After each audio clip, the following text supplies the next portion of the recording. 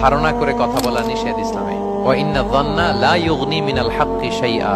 আল্লাহ বলেন ধারণা কখনো সত্যের বিকল্প হতে পারে না। আপনাকে সত্যটা জেনে বলতে হবে। আমরা এরকম সমাজে অনেক করি, অনেক আপনি পাবেন। ধরেন যে আপনাকে আপনার এক বন্ধু দেখলো, রিকশা দিয়ে যাচ্ছেন, আপনার পাশে এক নারী বসা, তো সে অনেক কিছু খারাপ ধারণা করতে পারে।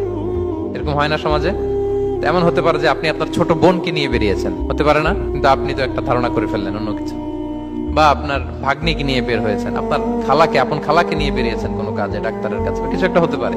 কিন্তু তাকে দেখেই আমি এদিক সেদিক বলতে আরম্ভ করলাম যে ওকে তো দেখছি এরকম এরকম এরকম। আছে না নাই?